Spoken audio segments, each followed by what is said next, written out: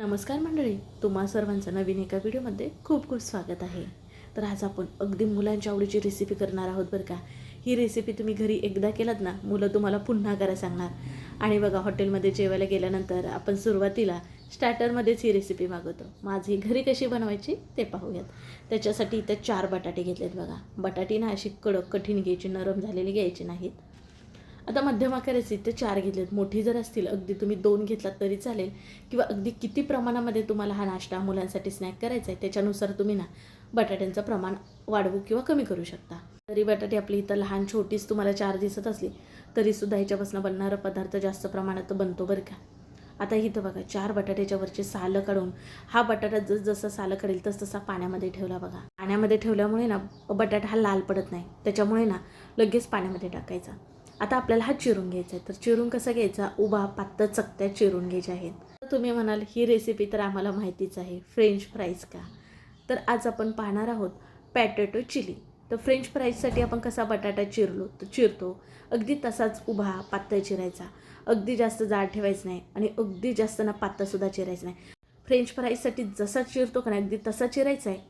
आणि बघा, ह्याच्यापेक्षा जर तुम्हाला पातळ चिरायला जमत असेल, पातळ चिरून घेतला तरीसुद्धा चालेल. अति जास्त पातळसुद्धा चिरायचं नाही, पण असं तुम्ही चिरू शकता. तर सर्व बटाटा आहे ना त्या असा चिरून घेतला बघा, उभा छान प्रकारे एकसारखा.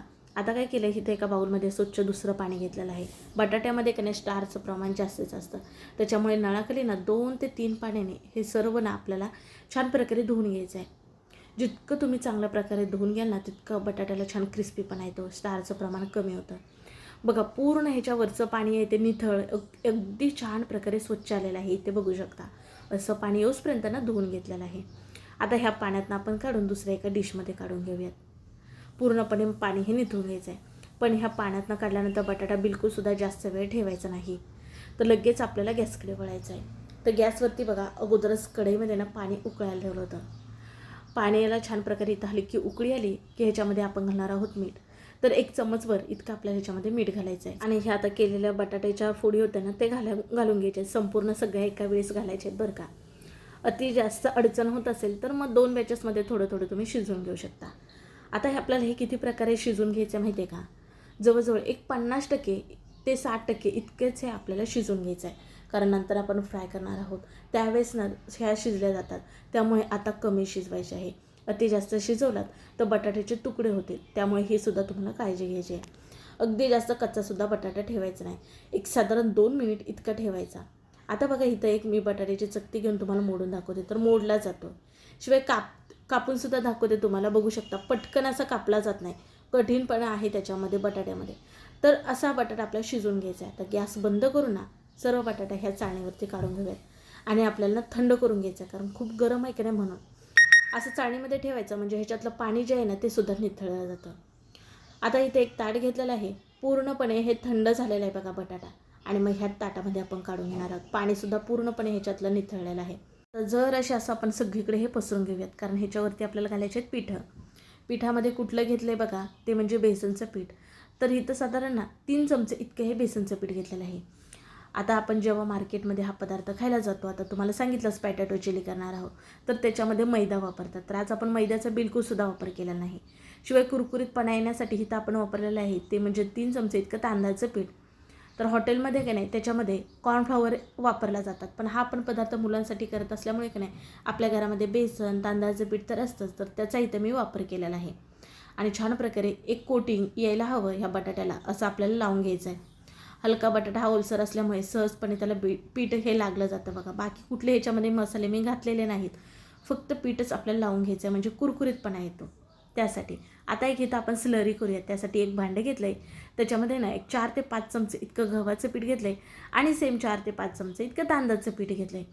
तुम्ही इथं मैदा आणि कॉर्नफ्लॉवरचा वापर करू शकता. थोडंसं चवीसाठी मीठ, थोडीशी मिरपूड घातलेले आहे आणि एक पाव चमच इतकं लाल तिखट घातलेलं आहे. आता हे सर्व पिठामध्ये मिसळून घेऊयात आणि थोडं थोडं पाणी घालून ना जरा पातळसर अशी आपण स्लरी करूयात.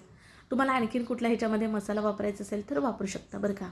मिक्सरच्या मदतीने चांगल्या प्रकारे हे फेटून घ्यायचं आहे बघा, म्हणजे का नाही ह्याच्यामध्ये जरासुद्धा गुठळा राहता कामा नये म्हणून. तांदळाच्या पिठाच्या ऐवजी ज्वारीचं जरी पीठ वापरलात ना त्याने सुद्धा छान कुरकुरीतपणा येतो बरं का, कारण मी तसं सुद्धा करून बघितलेलं आहे. आता बघा आणखीन थोडंसं पाणी घातलं, कारण पातळ स्लरी व्हायला हवी का नाही म्हणून अशी पातळ ठेवायची आहे बघा स्लरी ही. आता याच्यामध्ये गुठळ्या नाही, छान प्रकारे एक स्लरी झाले. आता हा जो बटाटा होता आपण पीठ लावून बाजूला ठेवलं होतं तो ह्याच्यामध्ये टाकून ना आपल्याला हे तेलामध्ये सोडायचं आहे. बस आपण अशा प्रकारे हे फ्राय करून घेणार आहोत. तर गॅसवरती तेलसुद्धा अगोदरच गरम करायला ठेवलं होतं. तेल छान प्रकारे गरम आहे बघा. मग काय, जे बटाट्याच्या आपण फोडी केल्या होत्या ना त्या एक एक करून ना ह्या आपल्या तयार केलेल्या स्लरीमध्ये घोळून तेलामध्ये सोडायचं आहे. जे इतकी कढईमध्ये जागा असेल ना तितकं तुम्ही सोडू शकता, पण गॅस बिलकुलसुद्धा बारीक करायचा नाही. तुम्हाला जर तेलाची वाफ लागत असेल मग तुम्ही थोडाफार बारीक करू शकता, पण सुरुवातीपासून शेवटपर्यंत गॅस हा फास्ट ठेवायचा आहे. कारण काय, हे आपल्याला कुरकुरीत हवे आहेत म्हणून. तुम्ही जर बारीक गॅसवरती तळत राहिलात ना तर ते ना नरम होतात. त्याच्यामुळे फास्ट गॅस ठेवूनच आपल्याला तळून घ्यायचे आहेत. अगोदर आपण हे थोडेफार शिजवून घेतले होते 50 ते 60%. तर आता इथं काही शिजण्यासाठी वेळ जास्त लागत नाही. छान कुरकुरीतपणा येऊपर्यंत का नाही आपण हे फ्राय करून घेऊयात. सगळीकडनं चांगले असे अलटी पलटी करून आपण हे फ्राय करून घ्यायचे. मस्त कडकपणा आपल्या झाऱ्याला जाणवायला लागला की हे छान प्रकारे कुरकुरीत झालेत असं समजायचं. आणि ह्याच्यावरचे बुडबुड आहेत ना ते सुद्धा कमी होतात. आता बघा तेलाबाहेर काढून घेऊयात. आवाज ऐकला का, किती कुरकुरीत झाले ते. आणि सेम दुसरी बॅचसुद्धा अशीच सोडून घ्यायचे. जे आपण स्लरीचं प्रमाण घेतलं होतं ना ते अगदी योग्य आहे. इतक्या बटाट्यांसाठी ना बरोबर ही स्लरी आपली झालेली आहे बघा.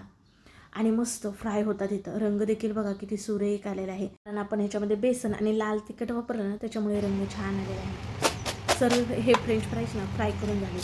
आणि आवाज ऐकला का तुम्ही, वा किती क्रिस्पी झालेले आहे. फ्रेंच फ्राईज म्हणलं की मुलांच्या आवडीचा विषय. आता तुम्ही असेच जरी खालात ना तरीसुद्धा खायला खूप भारी लागतात. संध्याकाळी मुलांच्या चटरपटर भुकेसाठी नक्कीच हे बनवून देऊ शकता. तुम्हाला मोडूनसुद्धा दाखवले तेव्हा अंदाज आलाच असेल किती छान झाले.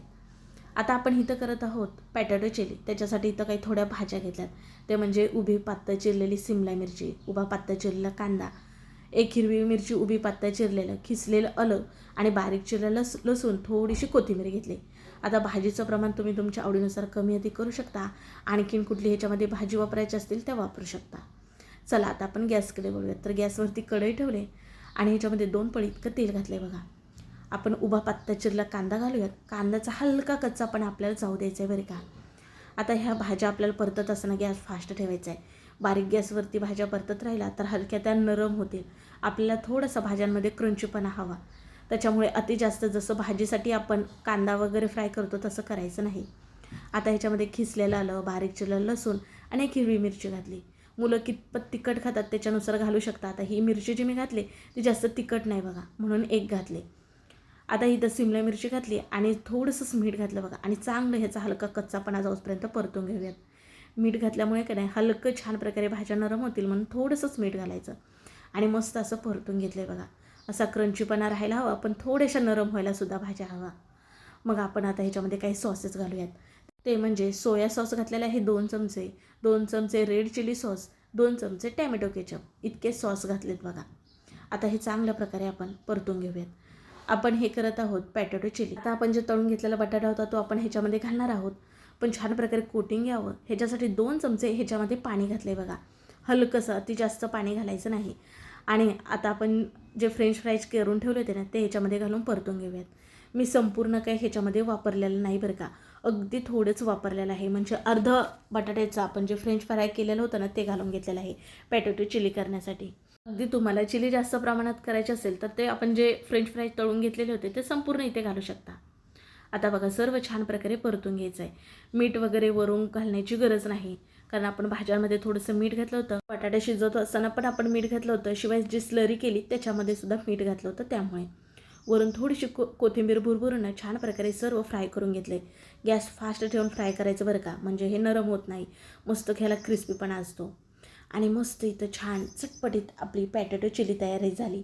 वाव, बघू शकता, बघूनच तुमच्या तोंडाला पाणी सुटलं असेल. मस्त प्रकारे डिशमध्ये आपण काढून घेऊयात. तुम्हाला जर ह्याची हलकी ग्रेव्ही हवी असेल मग 2 चमचे कॉर्नफ्लॉवरची स्लरी करून तुम्ही ह्याच्यामध्ये घातलात ना तर हलकी ग्रेव्ही छान प्रकारे होते बघा. वरून थोडीशी कोथिंबीर आणि थोडेसे तीळ घातलेत म्हणजे दिसायला आणखीन छान ॲट्रॅक्टिव्ह दिसेल. मुलांना बघा असे पदार्थ म्हटलं की फार आवडतात. ह्याच्या अगोदर मी तुम्हाला सोया चिली, पनीर चिली हे वेगवेगळे चिलीचे प्रकार दाखवलेत. आज आपण केली पॅटॅटो चिली, तीही अगदी चटपटीत छान चविष्ट. ह्याच्यामध्ये कमी अधिक काहीच करू नका. सांगितलेलं सर्व प्रमाण घेऊन तुम्हीसुद्धा नक्की करा. आता मुलांना उन्हाळ्याच्या सुट्टी आहेत ना, मग संध्याकाळी काहीतरी चिटरपटर भुकेसाठी बाहेरचं खाण्याच्या ऐवजी घरी नक्की बनवून खा. कसा वाटला व्हिडिओ ते सुद्धा कळवा. व्हिडिओ आवडल्यास पटकन एक लाईक ठोका. व्हिडिओ शेअर करायला विसरू नका आणि हो, चॅनलला सबस्क्राईबसुद्धा करायला विसरू नका. चला मग पुन्हा भेटू नवीन रेसिपीमध्ये.